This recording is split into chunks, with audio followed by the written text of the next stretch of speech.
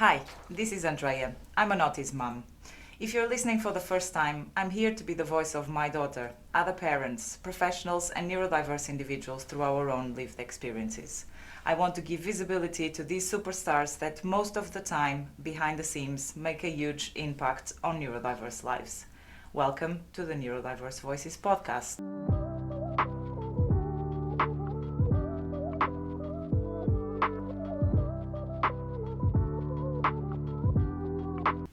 Today I have a very special guest. He's the owner of the Fitness and Wellbeing Hub. He's the lead mentor at Oxford Creators for the past year and a half. Hi Tom, Hello. welcome to the Neurodiverse Voices podcast. Thanks for having me. Thank you for agreeing to be interviewed, especially on such a short notice. It's all right. To start with, I would like to ask you what has brought you to this stage of your neurodiverse journey. Yeah, no problem. So, for the past few years in my career, I've been working with neurodiverse students within schools and then also within alternative education provisions. I started at a technical college in the area a few years ago. I was working as a commercial manager for their gym, which supported the school and acted as a business, but I also taught PE lessons there. And over time, I gradually started mentoring the students with SEN needs. And basically that role grew and developed, and I became part of the team that were involved in pastoral care for the whole of the school. So I did that for a few years, loved it, loved working with those types of students, and when I left that school to start Fitness and Wellbeing Hub, our gym in Didcot, a little part of me couldn't leave that behind. So when I was introduced to Vina, who's the CEO of Oxford Creators, I naturally had to get involved. So I've been doing mentoring for them since they established. Yeah, that's very, very impressive. So what would you say is your favorite part of working with children with special educational needs? What do you like the most? Difficult one, because there's a lot to pinpoint, isn't there, really? I think for me, the way it works for me personally is like I love the randomness.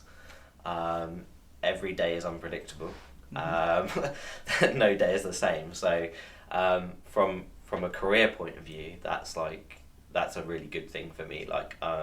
Because of the way my brain works, I can't have things being rhythmic and the same. It needs to have variety. So these kids definitely provide that for me, so it works for me. Yeah, because they are all unique Exactly. in their own way. So Exactly. You never get bored. So Definitely don't get bored. That's amazing.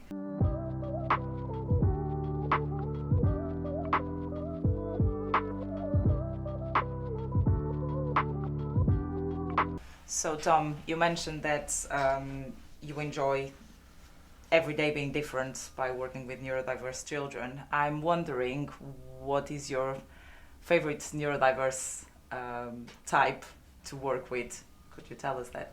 Yeah, from a mentor point of view, working with kids with ADHD is pretty good, to be fair.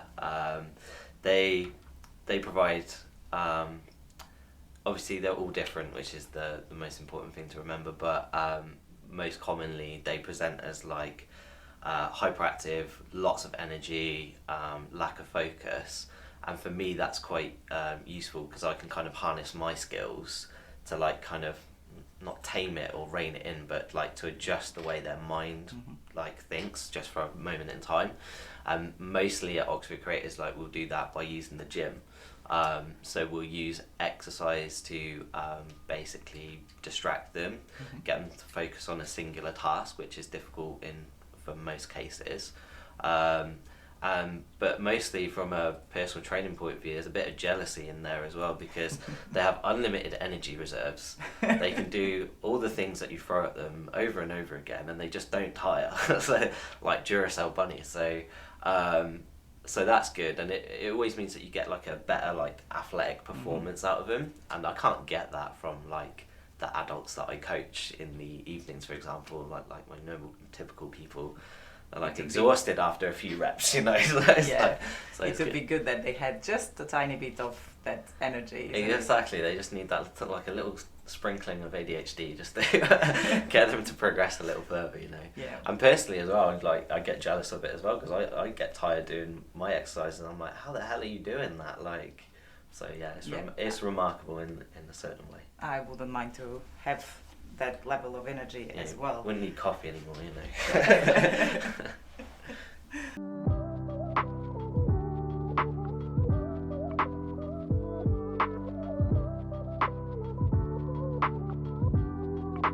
It's really amazing to see how you feel about ADHD, because most of the times you would think that you wouldn't want to work with children who are so energetic because they are hard work. So I can only praise you, and I think it's really impressive the way you have this perspective about the children you work with. Yeah, I mean, like it works in different settings, you know, and it's just a case of like acknowledging that those things that may be seen as negative are actually positives in certain environments. You know, I've worked in schools, so I can totally understand why those elements of ADHD can be disruptive And in a challenging. school environment, and be challenging for teachers and senior leadership teams, etc. But yeah, from our point of view, it's only a positive in this setting, so let's just use it. Yeah, that's amazing.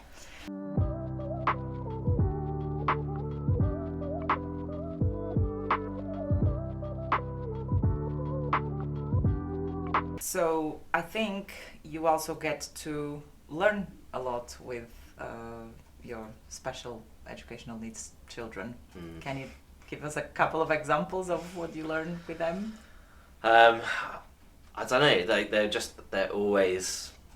I suppose the key thing with them is that they see with neurodiverse students, they see the world differently, and when they express themselves in certain ways, you suddenly like understand how they view the world. I think that's what I learn the most from neurodiverse kids. They just do things differently, and that's interesting for me because like I'm a black and white thinker. I see the world in a very straight line. So the fact that the way they see it is all loops and ups and downs and rounds and rounds, like it's not a negative thing, it's a positive thing. So yeah, it just helps. It's just It opens my perceptions for sure. So that's what I learn, I think. Yeah.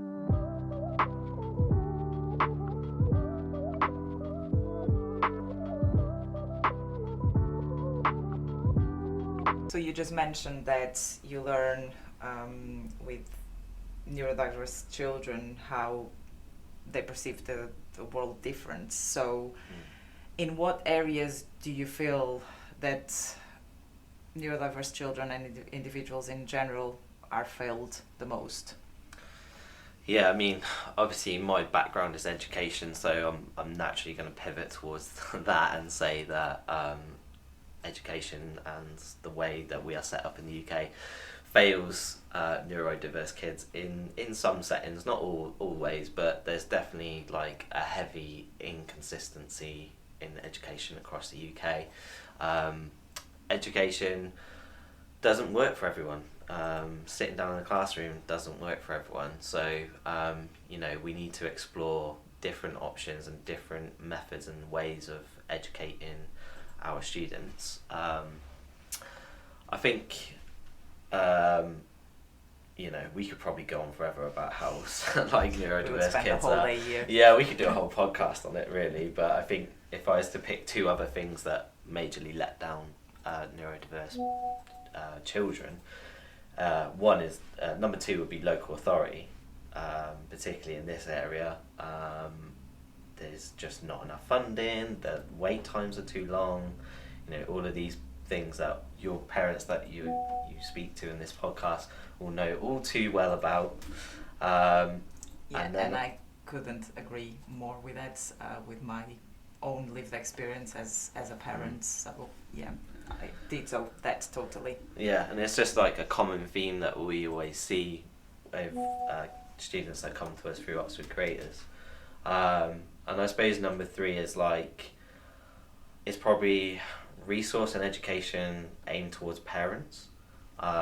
So if you suddenly find yourself in a situation where, you know, your neurodiverse kid is presenting in a really high way, let's say their behaviour suddenly changes and they're suddenly violent towards you and other family members, there's not a lot of like resources available to you to learn how to deal with that.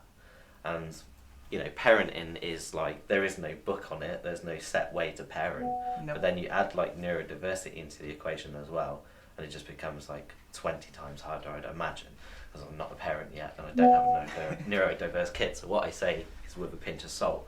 But I feel that if there was more support and opportunities for parents to learn what experts say you should do to help your child, then it would solve a lot of problems at home, and therefore education would get better, socialising would get better, and the whole picture would become Yes. easier for you. Very, very true. And I also think it goes to communication, because we more and more we see more resources available, more groups of people coming up together and sharing information. But as a parent myself, it can sometimes be overwhelming. You cannot really, sometimes signposting and guidance from, again, the local authority or those who should be guiding us is lacking at the moment. And I really hope that things improve in the future too, because as you say, being a parent is already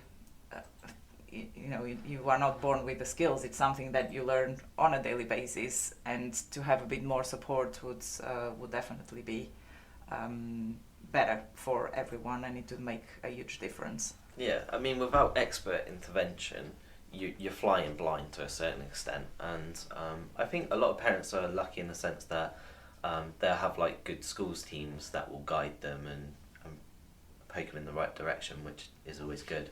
But if you're a parent that's got a child that's not in the school setting, you literally don't stand a chance. You're flying blind. You may have a seno or someone like that working on your team, but sometimes we see that the parents have got no one. So how do you know if you're doing the right thing or not? It's hard.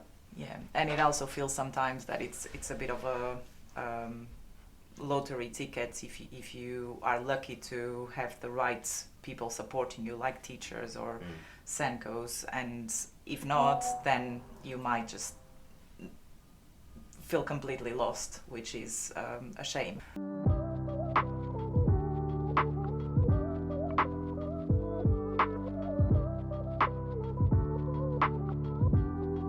So, Tom, I guess that not all days as mentor will be easy. So my next question to you is, who is your biggest support on your journey? So my fiance Chantal is definitely my biggest cheerleader. So she's always got my back, always supporting me. I just think it's really important, like no matter what journey you're going on, that you've always got that one person that's in the corner of your ring. So, and she's definitely that. So yeah, that's great. We all love a good love story, because I think this world needs more love stories and happy ones. And how do you treat yourself when you have time for yourself? I guess that kind of goes back to the fitness, which you just mentioned earlier, but is there anything else you enjoy doing when you have me time? It's all about the fitness. I mean, like, you know, fitness is like my therapy, so it's an important part of my life. So I make sure that I do stuff in my gym, obviously, as a fitness coach and class instructor and stuff. But I also do archery. Mm-hmm. I literally just do that sport purely so that I have a set amount of hours a week while I'm shooting arrows and not thinking about anything else. So it's purely you're outside of the gym as well, because it's your workplace. It's away from the gym, but it's active, so it's like, but not too active in that sense, you know. I'm not tiring myself out too much. It's more of a mental game, and I really have to think about it, otherwise it goes terribly wrong. So that's useful in that sense. Like lots of dog walks and stuff with my dog Frank, and just make sure I like preoccupy my mind, basically. Yeah, and that's great to keep a good mental health and physical health as well.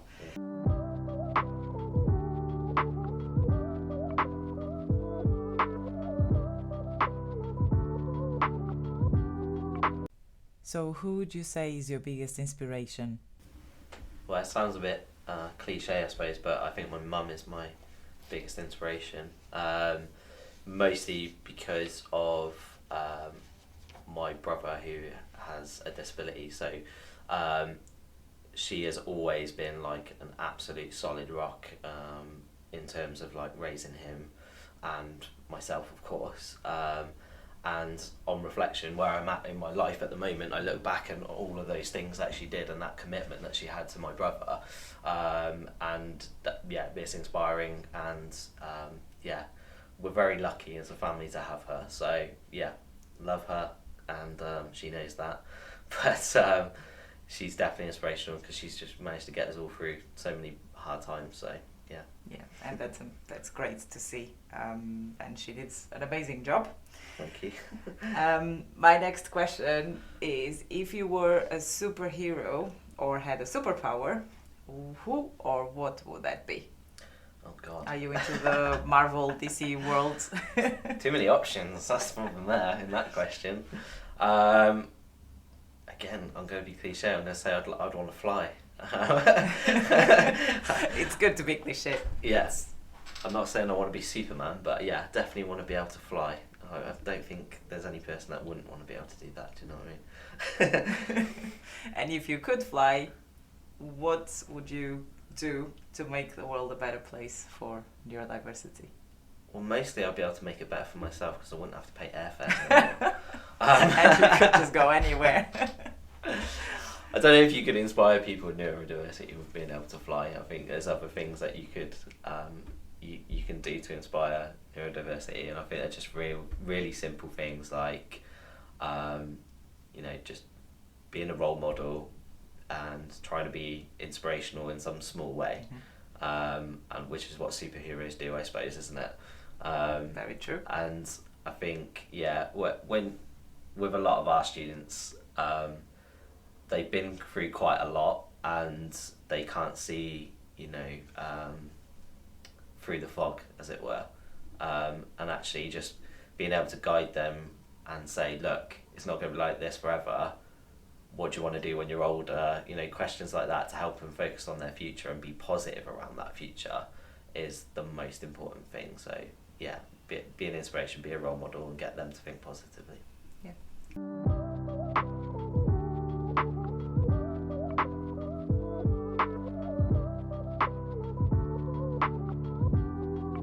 And what are your hopes for the future? Even though I think you kind of answered that question just now, but from the children's perspective, but how would you envision the world to be more inclusive of neurodiversity? Yeah, I mean, I think the first step for all of us is to just like sharpen up our systems. As a country, we just need to change things to reflect the problems that we're faced in terms of neurodiversity. I think there needs to be more input from other agencies that are not part of government or local authorities. I think charities and organisations like Alternative Provisions need to have more power so that they can put their best foot forward and offer their services to the wider public. And I think once you put those two things into place, the whole journey for people with neurodiversity will be a lot simpler and a lot smoother. And I think that's just a good first step. But I think, like we said earlier, like the problems faced by neurodiverse families is huge. So one step at a time, I suppose. Yes, There's but so we need many to things. start somewhere, because otherwise if we drag it, nothing is ever going to change. But you are absolutely right. And each small part that we do is going to contribute towards the overall future. So yeah, I totally agree with that.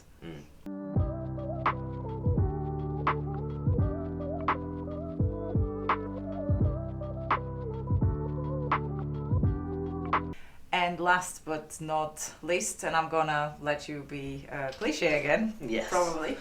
If your heart had a voice, what would it tell us? If my mentoring heart had a voice, is what I'm going to say. I think the biggest piece of advice I always give is, again, just to to try and get people to change their mindset to be positive.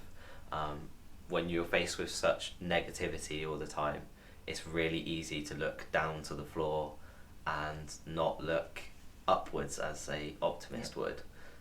So yeah, it's just trying to get people to. My heart always wants people to think of the best of themselves and always look like more positive to the future. So that's my task as a mentor, to do that. So that's where I speak from. Yeah, great. Thank you very much. It was a pleasure to have you here, and I hope to be able to have you again soon. Excellent. Hopefully with changed in a more changed environment. And yeah, thank you very much.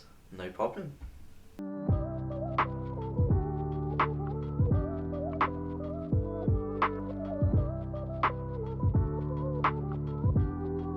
Thank you for listening to the Neurodiverse Voices podcast. Our next episode will be made available in 2 weeks. If you'd like to share your own story and be the voice of your own child or friend or family member, drop me an email at neurodiversevoices@outlook.com or follow us on Facebook, Instagram or TikTok. And remember, I believe in the good things coming. And you should too.